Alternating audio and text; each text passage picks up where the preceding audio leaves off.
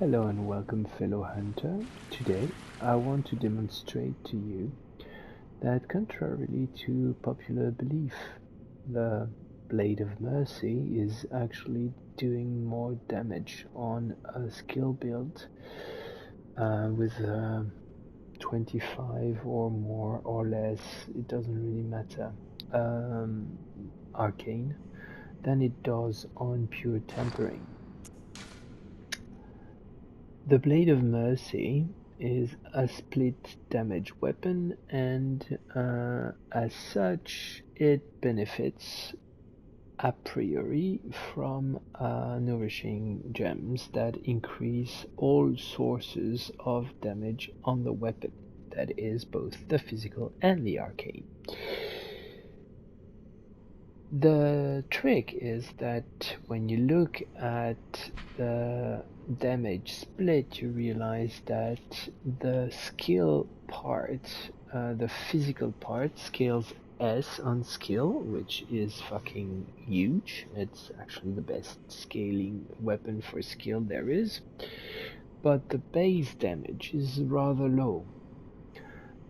And that is meant to be counterbalanced by the fact that you also have arcane damage, but these arcane damage part, the thing is that it scales only B in arcane, right?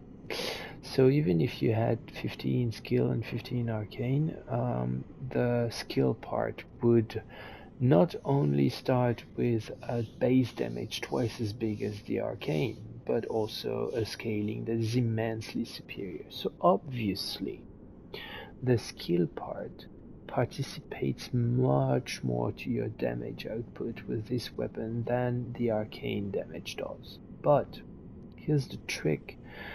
A simple calculation makes you realize quite quickly that tapping with an average of 20% damage in both damage sources is actually not that bad compared to enhancing only the physical part with the good old classic 27.2 tempering gems, right? So most people over the years on Reddit and everywhere where we discuss Bloodborne, people always assume and maintain and say and swear to all the known gods that yes, tempering gems are the way to go, that you deal more damage with tempering gems than you do with nourishing gems on a Blade of Mercy.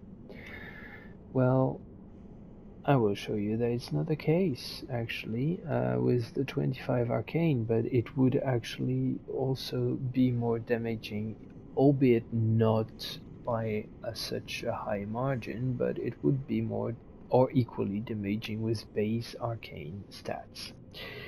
I did the following experiment, very straightforward. I took my gems from the threaded cane and transferred them on the Lost Blade of Mercy. Well, it's not entirely true because I don't have a waning, I have a 27.2 or 26.3, I don't remember, waning gem to replace it, and I just attacked the same mob with the different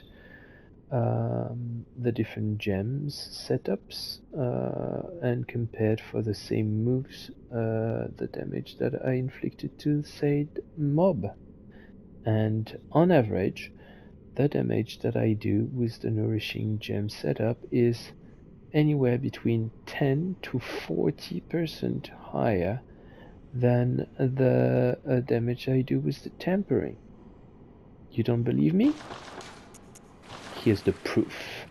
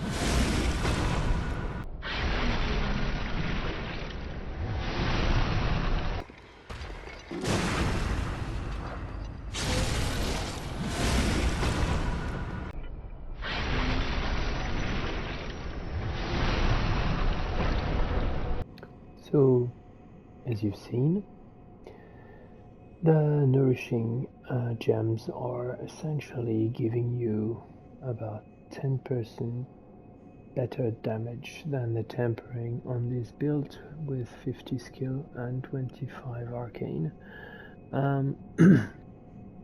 except on the viscerals that are obviously still noticeably better on the tempering gems. If you consider that I have 25 arcane, I'm already reached the first soft cap for the damage scaling on the arcane part of the damage, so a character that has a much lower arcane will do noticeably less damage. That is about 70 less damage in arcane, which coincidentally will drag you down to pretty much exactly the same damage with base arcane and nourishing gems as what you do on all the movesets that I've demonstrated compared to the tempering. So if you want an option that does the same damage but does more arcane damage, and most enemies are much more sensitive to the arcane than the physical, it's still a good idea. Anyway, I hope that you've learned something, and I'll see you in my next video. Bye.